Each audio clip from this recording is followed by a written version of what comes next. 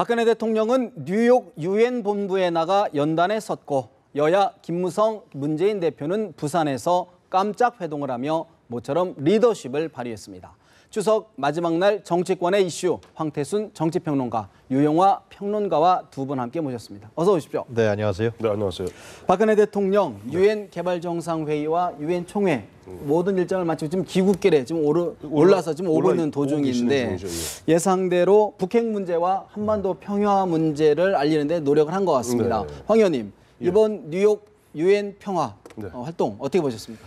두 가지로 봐야 되겠죠. 하나는 이번에 보면은 박근혜 대통령 앞서 우리 기자 리포트 있었습니다만은 평화란 단어를 무려 30번을 썼어요. 그래서 국제사회 4가지 메시지를 전했죠. 평화, 그다음에 개발. 개발은 새마을 운동입니다. 네. 또 하나는 인권. 인권은 북한의 인권과 더불어 당시 전쟁 중에 여성의 인권 문제. 그러면서 너무나 자연스럽게 우리 위안부 할머니들의 그런 어떤 아픔에 대해서 고소하고 있고 또 북한 문제. 북한은 더 이상 보면은 북핵 개발에 너무 핵 개발을 포기하고 빨리 평화의 길로 나와라. 4가지 메시지를 갖다가 국제사회에 전했고 또 우리 대한민국의 메시지를 또 한 가지 여기다 플러스 알파를 하나 전했죠. 이미 떠나기 전부터 주철기 외교안보 수석이 박근혜 대통령은 이번 유엔 총회에 참석하여 반기문 사무총장과 공식, 비공식적으로 여러 번 만날 것이다. 그리고 그 이후에 7차례 만난 것이 확인되었죠. 그래서 이번에 또 국내에다가는 반기문 사무총장과 이런 찰떡궁합이라고 하나요? 찰떡궁합을 갖다가 국내에다 슬쩍 투사하는 정치적인 메시지까지 던졌다. 던지는 그래서 국제사회에는 앞서 말씀드린 대로 평화, 인권, 개발, 북한 다음에 우리 국내의 정치 이런 추석 밥상에는 반기문이라는 또 하나의 더 하는 카드를 갖다 던졌다. 그렇게 총평할 수 있겠습니다. 유 평론가님 어떻게 보십니까? 그러니까 7번째 연설을 한 거 아니겠습니까? 네. 유엔 회원국 중에서. 그래서 기존에 어떤 박근혜 대통령이 갖고 있는 북한에 관한 전략, 그러니까 한국과 미국과 중국을 통한 압박 전략 아니겠습니까? 그러면서 북한이 변화하게 만드는, 개방하게 만드는 그런 전략에서 이번에는 국제사회를 향해서 좀 더 플러스 알파가 되면서 한미중에 대한 어떤 플러스 알파의 국제사회가 좀 북한의 압박을 가하면서 그런 이제 개방이라든가 대화 국면을 끊어내려고 하는 노력의 하나의 큰 일환으로 볼 수가 있는데요. 그러나 이제 그런 압박 전술을 이제 박근혜 대통령이 국내 정치도 좋고 국제 관계도 좋고 하지만 과연 이제 북한을 대화 국면이라든가 아니면 개방과 개혁의 국면으로 끌어낼 수 있을 것이냐 이런 부분에 대한 메시지는 전혀 없었다는 측면이 굉장히 아쉬운 측면이라고 지적 안 할 수 없을 것 같고요. 그 다음에 이제 새마을 운동 얘기가 나왔는데 저는 갑자기 새마을 운동이 나왔냐 그러면 의아한 점도 있었어요. 물론 새마을 운동이 당시에 1971년도인가요? 그 당시에 낙후한 농촌을 근대화시키는 농촌 근대화 운동으로서 시멘트를 배급하면서 지붕을 개량하고 뭐 전기를 들어가게 하고 이렇게 하면서 농촌의 근대화 운동에 어떤 그 상당한 공헌을 한 건 사실입니다만 그러나 다른 측면에서 봤을 때는 국가 동원 체제로서 당시에 1971년에 유신 체제 이후에 어떤 박정희 정권을 어떤 농촌까지 구석구석까지 하는 어떤 그런 시스템으로서 당시 공화당 당원들이 상당히 그 새마을 운동의 지도자로 많이 들어왔다는 거 아닙니까?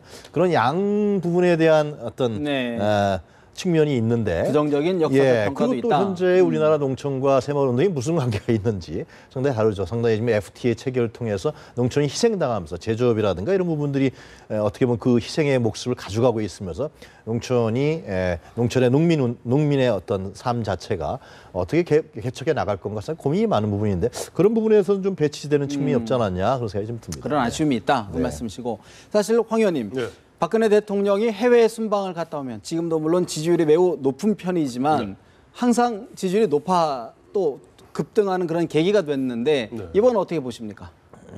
급등한 적도 있었고 급등한 대표적인 것이 이제 중국 전승절 전후에서는 급등을 했고 또 미약하게 완만하게 또 상승하는 경우도 있었고 지난해 같은 경우 이제 아셈 회의 갔다 온 이후는 별로 많이 오르지는 않았어요. 그런데 전반적으로 해외 순방을 갔다 오면 오르는 것만은 사실입니다. 그것이 많이 오르느냐 적게 오르느냐 이 차이일 뿐인데 이번 같은 경우는 박근혜 대통령이 지난 8월에 목함질의 이후에 굉장히 남북 간의 긴장 관계를 굉장히 효율적으로 관리했고 그 이후에 전승절 중국 전승절 참여하면서 그야말로 50%를 훌쩍 뛰어넘지 않았습니까? 물론 이번에 유엔 뉴욕으로 출발하기 전에는 또 50선이 살짝 무너지게 했습니다만은 그걸 다시 한번 회복하는 그런 계기가 되지 않겠는가 하는 생각이고 이번 같은 경우는 우리가 사실은 늘 보면 도움받는 나라, 해외 원조받는 나라에서 이번에 같은 경우는 뭐 소녀들에게 더 나은 삶을 이라는 기구에 네네. 이제 보면 5년간 2억 달러를 갖다가 우리가 지원하기로 이제 ODA 형태로 네. 지원하기로 하지 않았어요?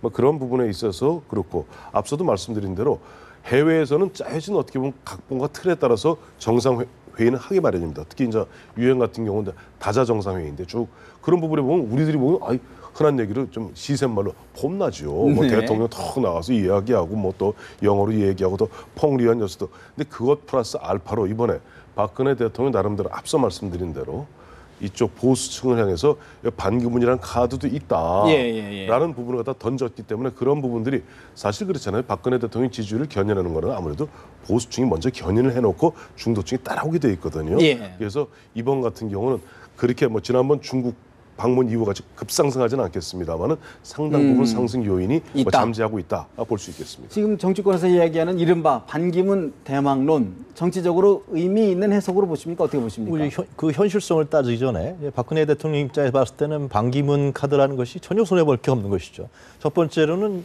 현재 여당의 김무성 대표를 효과적으로 견제할 수 있는 카드로 들어가는 거고요. 특히 반기문 총장은 상당히 중도적 입장에 그리고 세계적인 지도자 아니겠습니까? 그런 사람과 현 박근혜 대통령이 7번이나 만나서 얘기를 했다라는 것은 국민 이미지상으로 결코 어떤 상당히 좀 보수 우익적 편향이 아니라 중도적 편향으로 가고 있다. 그런 측면에서 봤을 때 박근혜 대통령으로 봤을 땐 결코 나쁘지 않은 카드죠.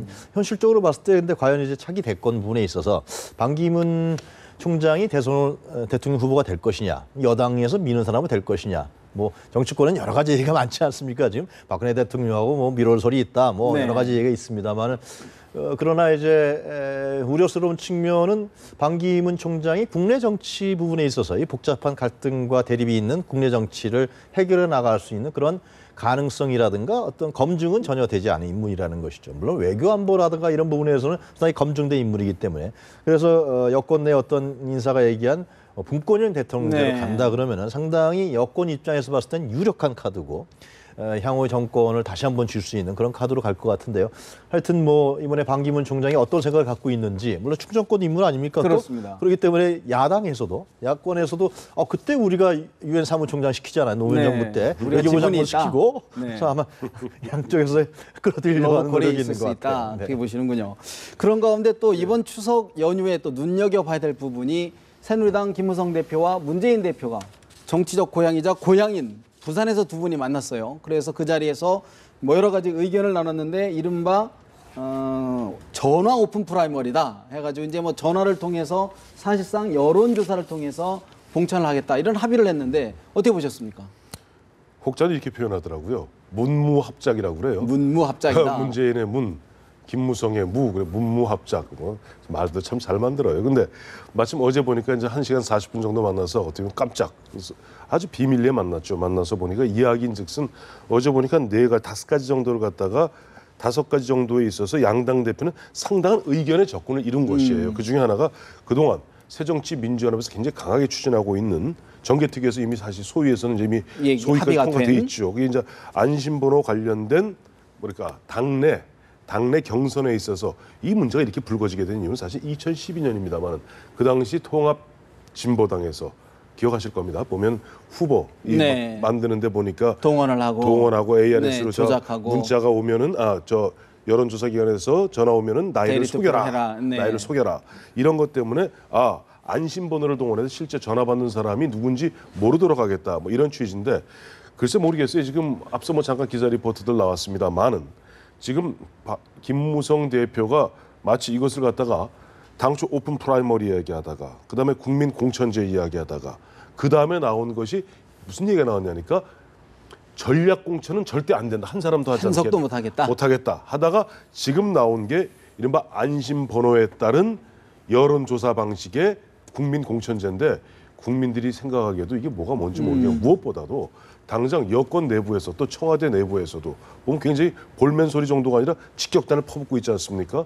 대표적으로 지금 원내 수석 부대표인 조원진 의원 같은 경우는 거의 뭐 들이받는 모습이에요. 네. 뭐 무슨 얘기냐니까 왜 김무성 대표는 지난해에도 박근혜 대통령 아셈 정상회담 참석자 저 유럽에 가 계실 때 보면 상해에서 대통령 하지 말라고 좀 그렇게 신신당부했는 올해가 가게 개헌 되면 문제. 개헌이 본물 터질 듯 하다가 진짜 본물 터질 듯 두들겨 맞지 않았습니까? 이번 같은 경우도 사실 이런 어떻게 보면 공천의 문제라든가 선거 구조 제도의 문제 같은 경우는 지금 김무성 대표나 문재인 대표는 옛날 과거 김영삼, 김대중, 김영삼 같은 그런 제왕적 총재가 아닙니다. 내가 하자 그런다 되는 게 아니에요. 당의 당론을 모아야 되고 또 그와 같은 권한을 위임받아야 됩니다. 예. 그런 상태에서 덜렁해갖고 전체적으로 여권 내부에서 주판을 튕겨보니까 이거는 문재인 대표가 문재인 대표 새정치민주연합에 정확히 따르면 김상곤 혁신이 십차안 그대로 그냥 취하는 꼴에 다름 아닌 것이다.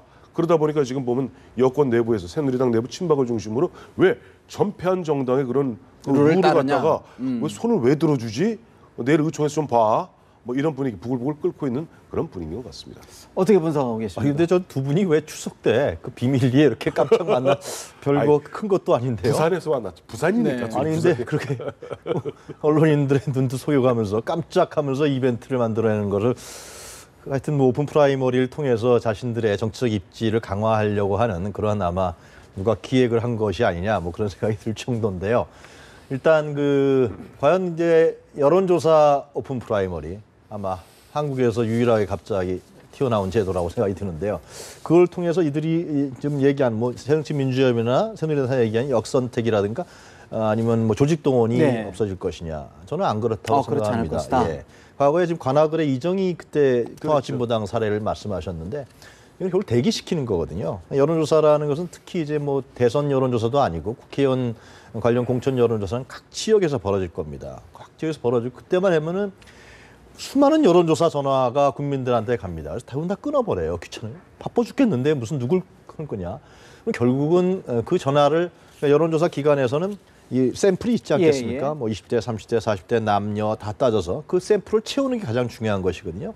그럼 받는 쪽이 이기는 겁니다. 그래서 당시에도 보면은 과거에 뭐 2012년도 사례라든가 보면은 다 대기시키는 것이죠. 무조건 받아라. 예, 받아라 이런 거죠. 그래서 그 당시는 휴대폰으로 안 하니까 이번 휴대폰으로 하겠다는 거 아닙니까? 집 전화니까 집 전화를 착신시켜 갖고 그래서 착신비까지 오가면서 그러면서 조직동원을 했던 것이거든요. 과연 이러한 부분들을 과연 이번에 막을 수 있을 것이냐? 아마 한국만 유일하게 전 세계에서 거의 유일하게 이러한 여론조사 오픈 프라이머를 하는 나라가 한국이 최초가 되지 않겠냐 그런 생각이 드는데요. 하여튼간에 그리고 또 하나 말씀드리는 것은 아니 정당이 살아 있는데 왜 그것을 여론조사를 통해서 후보를 뽑는지 저는 도통히 이해가 가지 않습니다. 대의민주주의가 아니, 그럼 훼손된다. 그냥 그때 그냥 본선거 해버리죠. 뭐 선관위에서도 개입한다 그러니까 정당은 자기 후보를 자기의 방향과 이념과 또 성격을 갖는 후보를 그런 대표성을 갖는 후보를 정당이 책임지고 정당 지도부와 당원들이 책임지고 후보를 내놓는 것이고요. 그 내놓는 후보에 대해서 유권자들이 당일날 선거날 심판을 하고 선택을 하는 거 아니겠습니까? 그런데 이거는 그 전에 말이죠. 그냥 여론조사라는 어떤 기계적인 기구를 통해서 우리는 이렇게 국민 공천을 했습니다라고 얘기하는데 그거는 굉장히 이율배반적인 의미밖에 안 된다는 것이죠. 그래서 이러한 제도를 택하는 것은 결국은 현재의 양당의 어떤 지도부의 대표의 어떤 협소한 정치적 공간 이런 부분들을 좀 만회해 보려고 하는 그런 이미지적 정치로서의 하나 일환이 아니냐. 그래서 상당한 아마 내부 반발과 비판이 이어지지 않을까 그런 생각이 듭니다. 그럼에도 불구하고 김무성 대표가 예. 그런 이른바 친박계 의원들의 반발을 예상했을 텐데 그럼에도 불구하고 돌파. 예. 선택한 이유는 뭐로 보십니까? 그건 당연히 협상용으로 들어가지 않겠습니까? 야당의 대표를 만나서 하여튼 여론조사 국민 경선제를 여론조사를 통한 국민 경선제를 합의했으니까 나는 정치 생명을 걸고 하겠다지 않았습니까? 일단 명분이 들어가기 때문에 이제 친박계에 강한 반발이 있다 그런 친박계하고 얘기하면서 여론조사 뭐 70%, 전략공천 30%, 뭐 그런 합의 협상의 하나의 중요한 무기로서 김무성 대표가 이번에 회담을 활용한 것이 아니냐. 결국 문재인 대표는 김무성 대표의 입지를 어떻게 정치적으로 봤을 때 야당 입장에서 봤을 때 도와준 케이스가 되는 것인데 무슨 1시간 40분 동안 만나서 무슨 밀담을 가졌는지 잘 모르겠어요. 하여튼 간에 비공개로 만났고 부산에서 갑자기 만난 것인데 양당 대표가 특히 저는 또 이해가 안 가는 것이 선관위에서 비용을 다 댄다는 거 아닙니까? 여론조사 비용을. 그 핸드폰으로 하겠다는 건데 그 비용 엄청날 겁니다. 그 비용을 왜 정당에서 하는 후보 공천을 하는 것을 국가 세금으로 하는 것인지 그리고 또 다른 정당도 있잖아요 지금. 그럼 다른 정당들은 완전히 사상돼 버리는 양당이 기득권으로서 고착화되는 이러한 정당 정치가 상당히 무너져 내리는, 정당 정치가 무너져 내리면 의회 민주주의가 네. 무너져 내리는 것은 우리가 기본적인 상식이 아니겠어요. 왜 이러한 선택들을 정략적으로 하는 것인지 참 이해가 잘 안 가는 대목입니다. 어떻게 보십니까? 이게 아주 우리 예전 유영하 평론가께서 말씀 다 네. 생각이 거의 100%는 아니죠. 한 99% 같아요, 사실은. 아니 오픈 프라이머리라는 게 미국 같은 경우는 아시겠습니다만 당원과 일반 시민들이 미국은요. 50개 주에서도 16개 주에서만 오픈 프라이머리라고 나머지 코커스를 합니다. 코커스라는 것은 우리로 얘기하면 전당대회고요. 오픈 프라이머리가 이제 이른바 예비 투표인데 네. 그 16군데도 이제 동시에 하는 것인데 미국은 그나마도 그게 가능한 게 사실은 우리 같이 상시 정당 체제가 아니잖아요. 그럼 원내 정당 체제입니다. 원내 정당 체제라 선거 때가 되면 이제 화들짝 그동안 이렇게 쭉 이제 당원들 관심 있는 사람 모아서 이렇게 하는 건데 당장 이렇게 나오니까 좀 정의당이 발칵 뒤집어졌어요. 심상정 대표 정의당이 무슨 얘기하는 거냐. 정당이라는 것은 기본적으로 국민들의 의사, 정치적 의사를 형성해서 그것을 갖다가 결집을 해갖고 그 정치의 어떤 철학들 이런 것들을 네. 갖다 구현한 것이 정당인데 이게 정당원은 그럼 왜 뽑습니까? 지금 보면 새정치 민주연합 같은 경우 270만이라고 그러고 또 새누리당도 뭐 한 300만 정당원이 있다고 그러는데 그거 왜 뽑죠? 그리고 왜 보면 권리당원들한테 매달 1,000원, 2,000원씩 돈 내라고 그럽니까? 아무 권한도 권리도 없고 권한도 없는 사람한테 그럼 당원이라는 그런 것들 거기다 꼭 당비를 내야 되는 책임은 왜 전가합니까?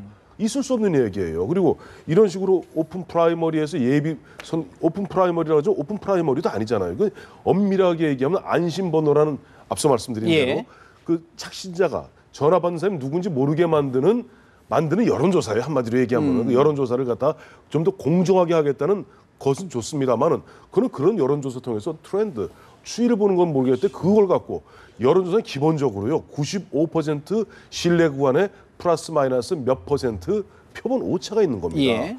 그와 같은 거 갖고 결정한다? 위험하다. 위험하다 정도가 아니라요. 우리 표본 말도 오차 안 되는 거죠. 말도 안 되는 얘기예요. 이건 그렇다 그러면 여권 내에서는 지금 우리는 전략 공천을 하자라는 게 사실은 친박계 의원들의 이야기이고 김무성 대표 중심으로는 전략 공천하지 않겠다. 국민들의 의견을 수를 뽑겠다. 그러면 전략 공천을 지금 제도대로 유지해야 된다. 그렇게 보시는 겁니까? 저는요. 네. 전략 공천이 어느 순간부터인가 오픈 프라이머리가 사실 상당수의 우리 국민 여러분이 오픈 프라이머리 정확히 모르세요. 오픈 프라이머리 그래서 여론조사는 한 65% 나와요. 그다음에 전략 공천하면 수 나쁜 거. 전략 공천이 왜 나쁘냐 하니까 전략 공천이 이른바 친노 패권주의 줄 세우는 데 쓰였기 때문인 것이죠. 정확히 얘기하면 노무현 대통령, 노무현 의원, 이인재 의원 다 YS가 전략 공천한 사람입니다.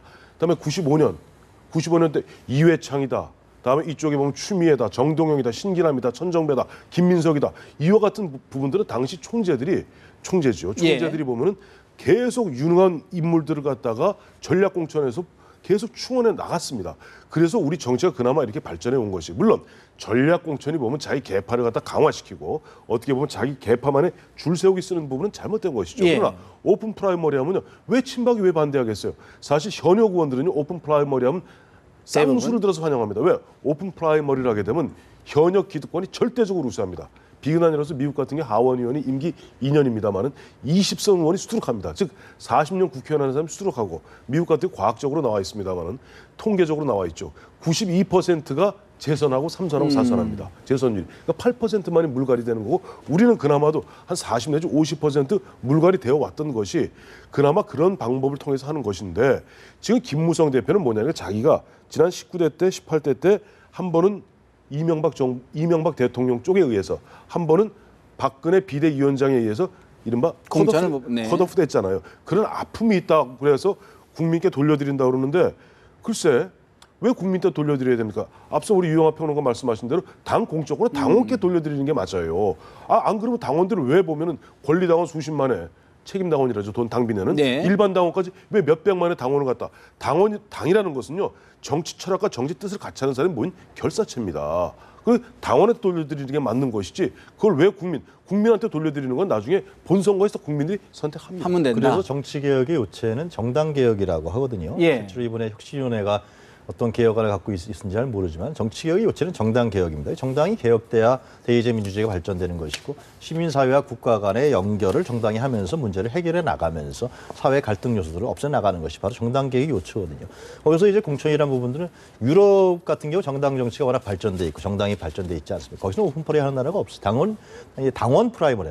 그러니까 당원 경선하는 경우는 상당히 있죠. 그러나 그것도 문제점이 있기 때문에 유럽의 상당히 많은 민주주의 국가에서는 대의원들 경선이라든가 그리고 당원 경선, 당원도 상당히 당비를 낸 경선들 이렇게 하면서 정당 안에서 그 문제를 해결해 나가면서 자기들의 대표성을 삼은 사람 후보로 내는 게 예. 아주 일반적인 케이스고 그것을 이제 여러 가지 문제점도 보완하는 과정이 있거든요. 근데 저는 왜 이렇게 오픈 프라이머를 얘기하냐라는 것은 저는 새누리당에서 지난번에 보면은 이명박 대통령이 정권을 잡았을 때 예. 친박계 학살 공천을 하지 않았습니까? 그다음에 2012년도에 또 박근혜 비대위원장 시절에는 또 친이계들이 완전히 몰살 당했습니다. 그래서 이번에 그럼 누가 몰살 당할 것이냐? 물론 야당도 이런 케이스에서 지난번 2012년도에 구민주계들이 상당한 불이익을 당했습니다만 네. 이런 부분들 속에서 자기 자신들이 그럼 우리끼리 하는데 뭐가 문제가 없을까 생각해서 오픈보레가 나온 것이 아니냐. 정당의 공공성이라든가 정당 개혁 입장에서 나온 것이 아니라 그럼 우리끼리 하면 정파적인 논리 때문에 그렇다. 그럼 그렇다고 생각이 드는 것이죠. 아마 정당학자라든가 정치학자들이 왜 그 조언을 안 했겠습니까? 다 알고 있겠죠. 이런 문제점에 대해서 연구한 사례들이 우리나라에 많기 때문에요. 그래서 저는 이런 부분이 왜 이렇게 진행되느냐. 그래서 그것은 결국은 또 이제 친박계가 이번에 최고위원도 불참한다 그런 얘기가 있는 것인데 내부 갈등들을 또 불러일으키면서 아마 어느 정도 합의가 되겠죠. 합의가 되면서 그러면 제 생각에는 여론조사 몇 %, 아니면 내부에서의 어떤 다른 방식에 의한 경선이라든가 공정심사위원회 평가, 예. 외부가 되고 그런 식으로 해서 아마 공천룰 정해질 것인데 아마 그런 부분들이 내년 4월까지 상당한 친박계와 비박계의 갈등과 계속될 것이다. 힘싸움으로 가지 않을까 생각이 황 의원님, 일부에서는 이번 일을 계기로 해서 김무성 대표하고 박근혜 대통령이 사실상 이제 힘겨루기에 들어간 것 아니냐. 총선이 이제 불과 6개월이 앞으로 다가온 거 아닙니까? 그렇죠. 어떻게 보십니까? 레이저가 벌써 쏘였죠. 쏘였다. 보면 아니 조원진 원내 수석 부대표가 보면 앞서도 말씀드린 바와 같이 당 대표를 들이받는 모습 자체는 졸작 협상이다 이렇게 비판을 했네요. 그러니까 당 대표가 협상해 온 것을 졸작 협상이다라고 얘기한 것은 아마 뉴욕 쪽에서 뭔가 좀 리모트 컨트롤이 있지 않았겠는가.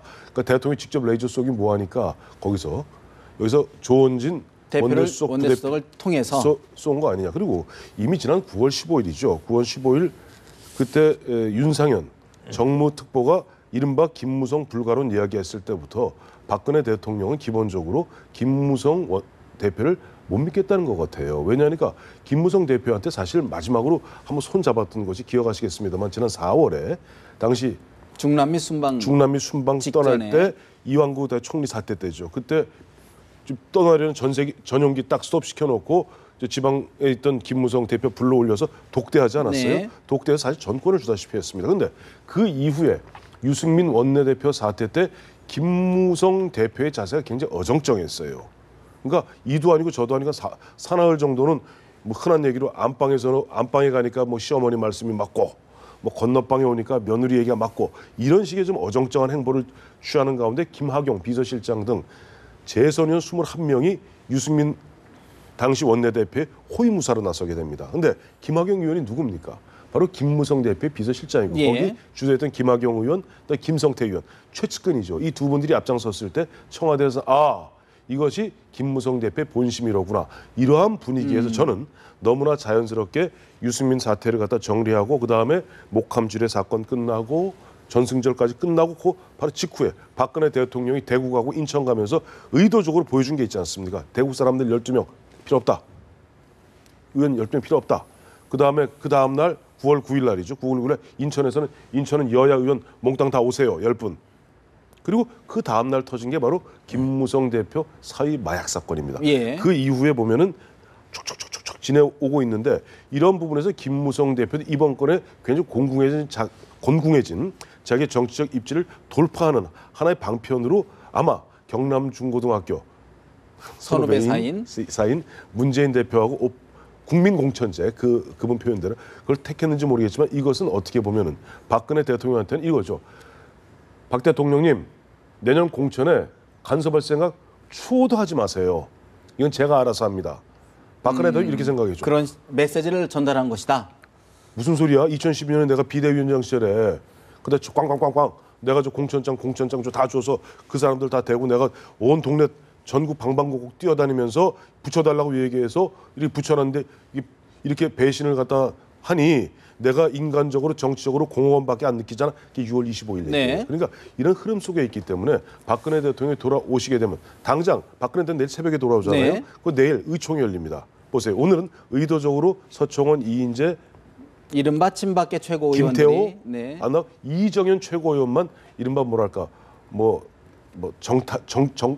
수색대 네. 식으로 나갔는데 내일 의총이 볼만할 겁니다. 저는 문재인 대표가 오픈 프라이머리를 여당과 합의한다라는 것은 내년 총선에 있어서 전략이 아무것도 없는 것이다. 야당으로서. 그리고 여당의 총선 전략에 말려드는 거라고 생각합니다. 왜 그러냐 하면 총선이라는 것은 야당 입장에서 봤을 때 여당과 다른 거 보여줘야 되는 거 아닙니까?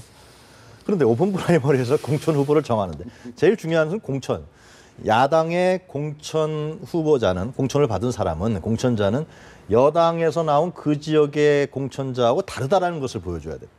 그래야만 국민들, 유권자들이 당연히 야당 후보를 찍지 않겠습니까? 현재 여당 권력이 있으니까. 그런데 오픈 프라이머리를 하게 되면은 이대로 가게 된다면은 하여튼 유권자가 하든 국민이 하든 누가 하든 지지자가 하는 거 아니에요. 국민이 했다는 거 아니에요. 네네. 그럼 무슨 차이가 있습니까? 여당 후보와 야당 후보의 차이.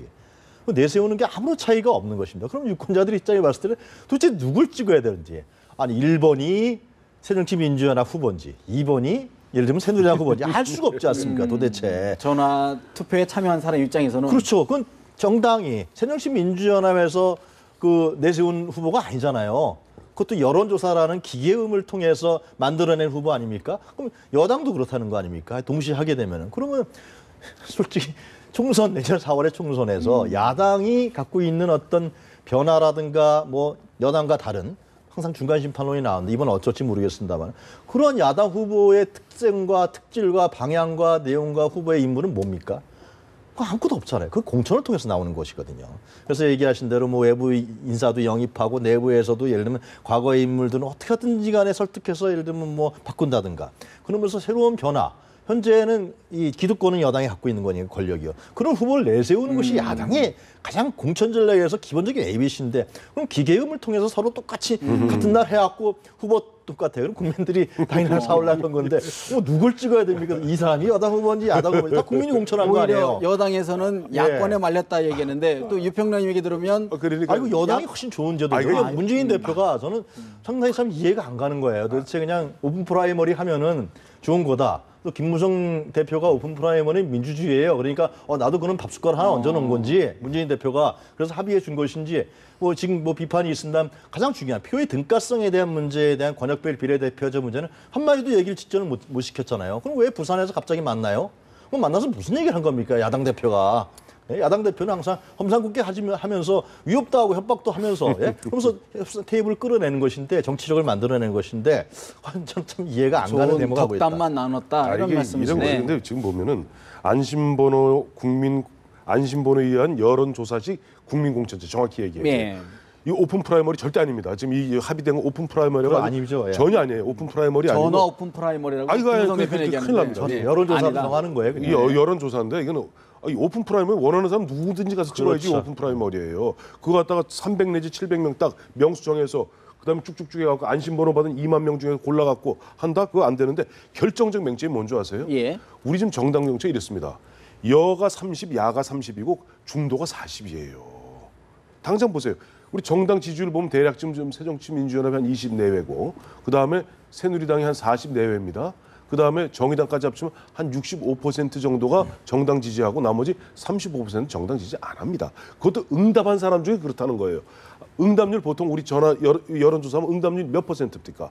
응답률 10% 내외예요. 나머지 90% 저럼 에이 끊어버립니다. 예. 자, 근데 이와 같은 이 이른바 중도층, 이른바 중간층, 중도층, 정치적 무관심층. 근데 이 사람들 투표는 하거든요. 예. 이런 부분들 어떻게 할 것인가? 이런 부분에 대해서 앞서 말씀드린 것 같이 양당 외에 소수 정당인 뭐 정의당이랄까 나머지 정당은 어떻게 할 것인가?